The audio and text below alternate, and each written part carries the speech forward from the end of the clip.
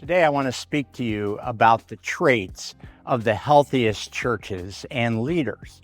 Now, that word traits, I've chosen carefully. I'm not talking about trends. That's another video.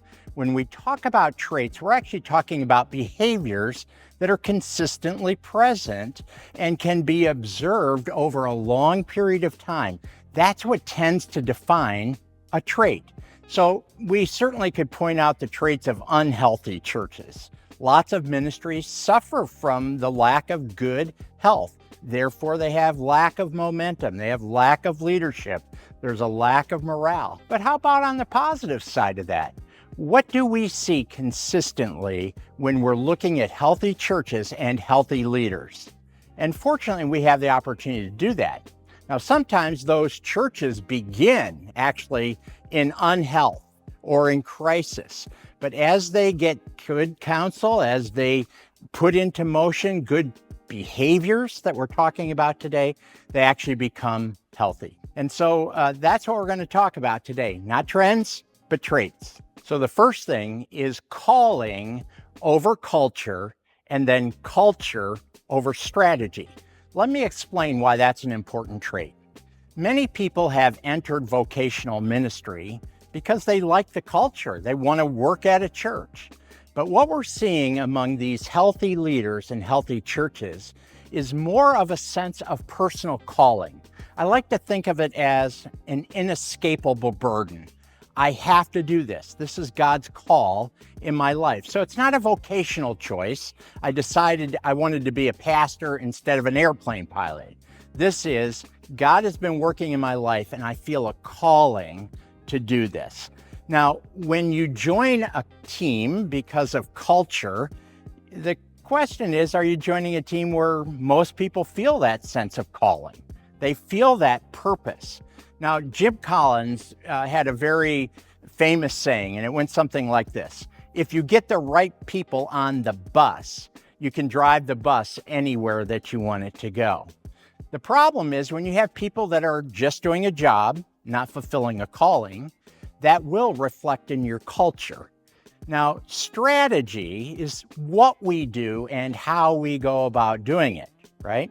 So a good culture made up of people that are feeling that sense of calling, an inescapable burden, will often then be able to create great strategy. If you start with strategy and try and build culture, then it's like the old saying goes, culture eats strategy for breakfast, right? So start with a calling. Let that be more important even than the culture. But when you've got the right people, build that culture.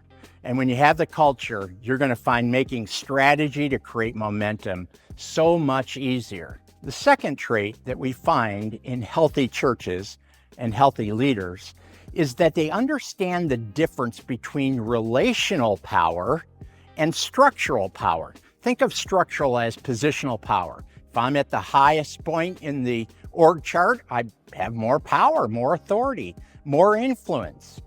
Well, that used to be true, and to some extent it will always be true. Every organization needs some structure. But we're finding, especially among younger leaders and leaders of the healthiest churches, they're understanding there's a relational dynamic that's going on here. It's about being authentic, really hearing you, validating you, coaching you, and also allowing you to speak into my life. It's what the book of Proverbs talks about, right? Iron sharpening iron. So if you're putting more emphasis on structure at the expense of a relational dynamic, that will probably show up in less than healthy teams. I considered a third element that we see pretty consistently in healthy churches and healthy leaders, and that is the ability to stay agile instead of rigid. Now, when you have a plan, and we're big proponents of saying, have a priority-based action plan, not just some goals, an actual plan that has priorities, strategies of how you're going to do that, tactics, how you're going to fulfill those strategies, and metrics and milestones. And we can certainly help you with that. But my point is, in any plan, you have to have agility, the ability to move around within that plan. It's kind of like a budget. there will be things that come in that compromise what you ideally thought would happen. So think of it this way.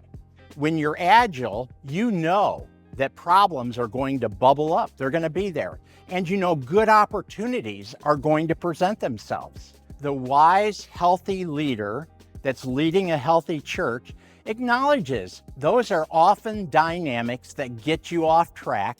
So what do? They keep a steady hand on the rudder, right? They have to deal with problems. They have to look at opportunities, but they don't allow themselves to be taken off course and therefore losing the momentum or losing the focus that they had. People that are very rigid, they often have, at the expense of the people they're working with, this demand that we stay on this plan at whatever cost, instead of being able to ride the waves of opportunity and problem solving that will come your way when you're trying to lead a healthy organization. The fourth thing is a pipeline versus presumption. Now, presumption is if somebody leaves, we go out and we search and we find somebody else. A pipeline, on the other hand, says we're going to train leaders from the ground up. And the younger you start, the better. You can often see leadership characteristics starting to manifest themselves in junior high or senior high. But certainly by the time a person is of that college age, a young adult, you should be investing in building that pipeline. That helps you get younger, number one. Decision makers are the ones that end up determining the kind of people that will be attracted to that ministry. So I want to encourage you, think about starting a leadership institute or a leadership cohort. We've helped a lot of churches do that. And they are building their future leaders as they go. Seminary attendance is down, Bible college attendance is down. It's harder to search for people that have that sense of calling, understand your culture, and are able to step in quickly. That bench depth will help you a great deal. So think in terms of pipeline, not presumption. Well, finally, number 5 is we're watching these leaders that are consistently showing the traits of good, solid leadership that's showing up then in healthy churches. The thing that they're doing is they're starting to consider the ROI, not just the IOU principle. Now, the IOU is, let's figure out what God wants us to do, and then we're going to do it by faith. Well, that sounds really good until what you were trying to do doesn't work out. But it still costs time, money, effort. And while there is no guarantee that you'll get a return on every investment, we're finding these leaders are much more savvy than they used to be about understanding the real cost. What does it really cost when we add in the overhead of salaries and utilities and building maintenance and all the things that go into making that activity, whatever that is, possible? So they're evaluating missions, they're evaluating student ministry, children's ministry, even their Sunday morning experience. Are they getting the best return for the stewardship of the people that gave the money, right? And so I think what we're seeing is people are not so quick to say, God told us this is what we're supposed to do, and then expect everybody else to pay for it, right? I think there's more of a bubbling up that's happening with people. They want to know their time, their stewardship of their resources is actually creating good momentum. So I'm really commending leaders today that are thinking not only strategically, but they aren't making assumptions that we'll just do what we think we want to do and somehow pay for it. So think in terms of stewardship as one of those marks of a healthy church and a healthy leader.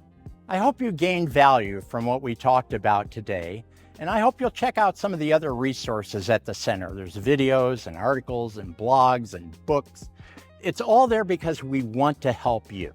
So please communicate to us. Let us know what you think. If you have ideas that you'd like to share with us, or if you need some help with some of the things we've talked about today, by all means, give us a call, send us an email, let us know how we can help you. That's what we want to do.